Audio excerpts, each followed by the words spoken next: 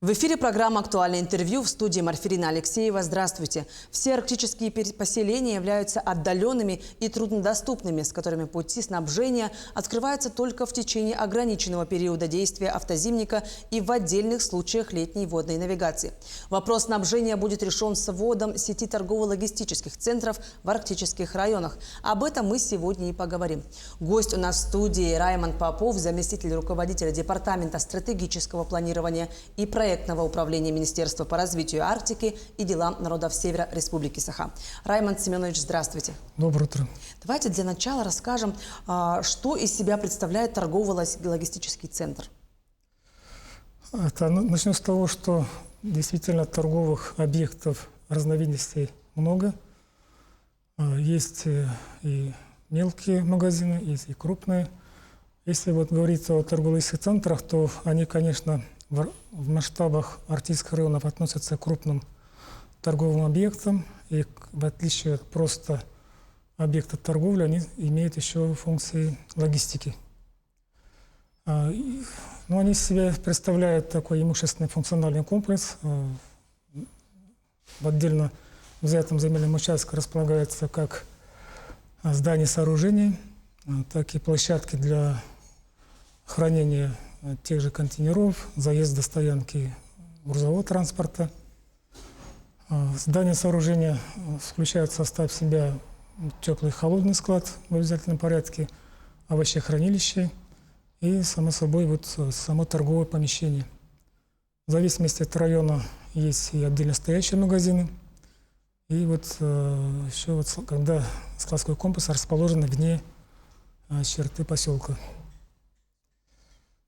Так, по части надо сказать, что это современные объекты, которые оснащены новым оборудованием, специальным для обеспечения микроклимата. Это касается овощехранилищ, теплый склад для хранения, специальных поддержания температуры, а также морозильные камеры. Коротко так, да. Как известно, торгово-логистические центры строятся в арктических районах с 2022 года. И этот год – это год завершения реализации проекта. Как идет его реализация? Будут ли введены в срок и оставшиеся центры? Есть ли какие-то планы? Да, действительно, при поддержке Минвостокразвития России проект реализуется с 2022 года. На сегодня уже введены в эксплуатацию 11 торгово-логистических центров в 11 районах. Остаются еще 3 района. Это в Оленёкском, Елена-Бытантайском и Валайховском районах. Из них 2 центра расположены в районах без водных сообщений, со сложной логистикой. Но тем не менее мы рассчитываем, что эти центры будут введены в срок. На конец прошедшего года по этим оставшимся 3 объектам степень готовности достигнут 70%. Проведена работа по закупу и завозу. Начнет еще с открытием автозимника по заводу стройматериалов.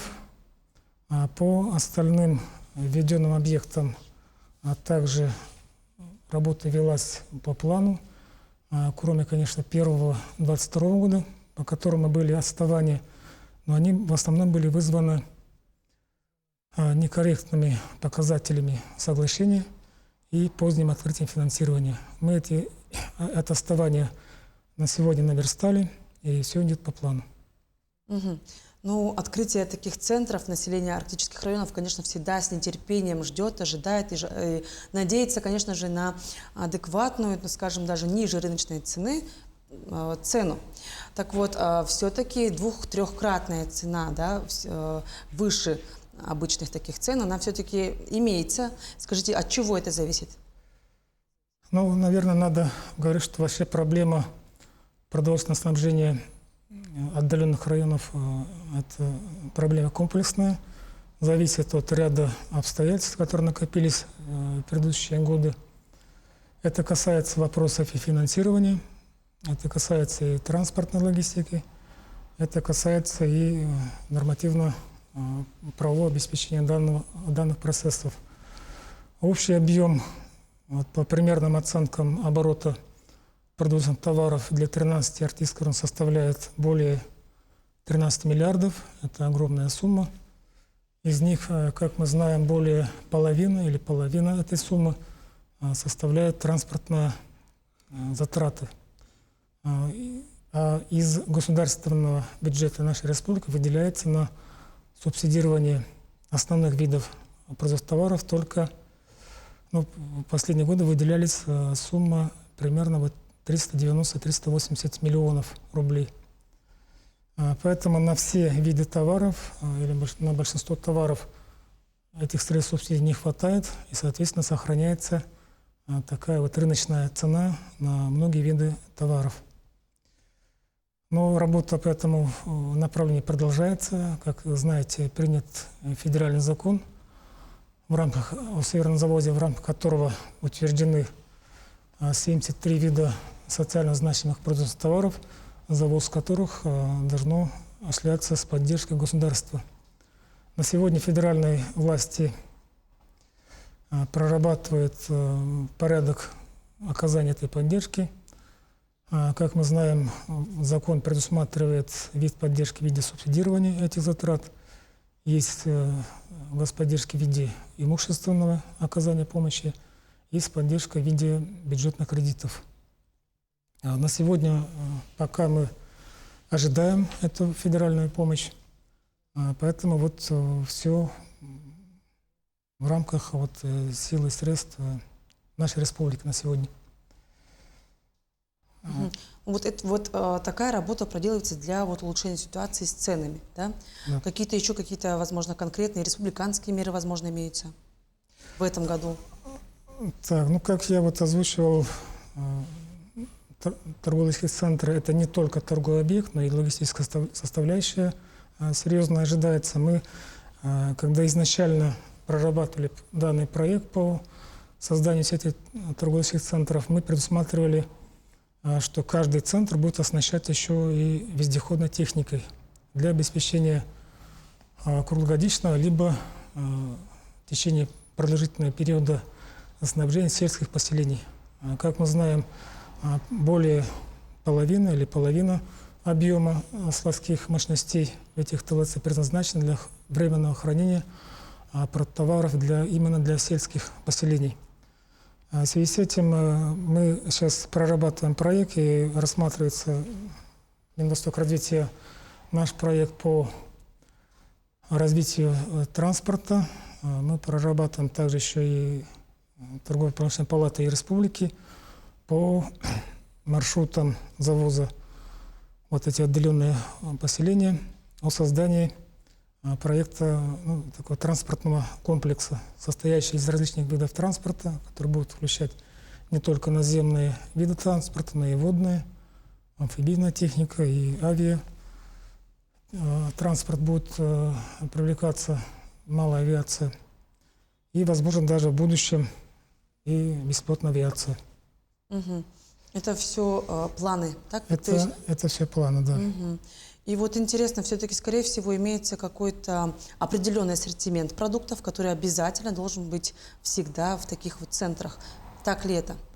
Да, на сегодня действует нормативно-правовой акт республики по 12 видам социально значимых продовольственных товаров, завоз которых субсидируется. Завоз осуществляется оператором по завозу продовольственных товаров. Это акционерное общество «Арктическая торгово-логистическая компания», которая имеет как раз строится сеть центров в 13 районах по линии данного акционерного общества. И есть также, кроме этого, расширенный перечень. Но расширенный перечень, надо сказать, это в основном заводится по авиатранспорту, дорогостоящий вид транспорта, и в основном в декабре месяце это как на праздничный стол, условно можно так сказать. Поэтому и надо сказать, отметить, что оператор по продовольственному снабжению осуществляет не только в Арктические районы. Всего охвачено деятельностью акционерного общества 31 район, это большинство районов нашей республики. Охвачены 237 отдаленных труднодоступных районов, Конечно, не во все населенные пункты заводится весь перечень. Из села, куда заводится только мука, крупы, сахар. А в остальные, в Артийске должны заводиться не только, а все 12 групп продовольственных товаров. Ну и, как известно, все население Арктического района всегда очень с радостью встречает именно свежести, да, фрукты, овощи. К примеру, 800 рублей стоит килограмм яблок сейчас там, да. Конечно же, цена ниже в центрах. Но такие продукты, скорее всего, очень, посезонно, да, поступают. Да, действительно, завоз таких скоропортящихся продуктов заводится только сезонно при наличии соответствующих сообщений автотранспортом, авиатранспортом. И в этих торговых центрах, я как уже говорил, есть в каждом центре овощехранилище, которое обеспечивает соответствующие условия хранения, которые позволяют сохранить в течение длительного времени качество продуктов, минимализирует процент порчи.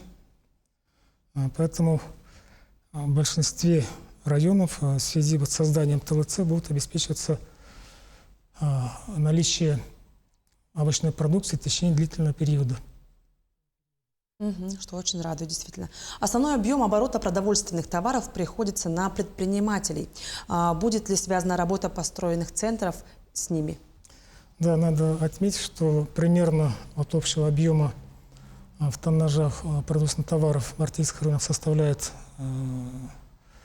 примерно 80% это относится к бизнес-сообществу. Поэтому в основном цены определяются рыночными условиями. И в рамках торговых центров, конечно же, акционерное общество Артийской торгово-сельской компании открыто для сотрудничества. Уже подписываются договоры по аренде помещений, как складских, так и торговых помещений в новых построенных торговых центрах.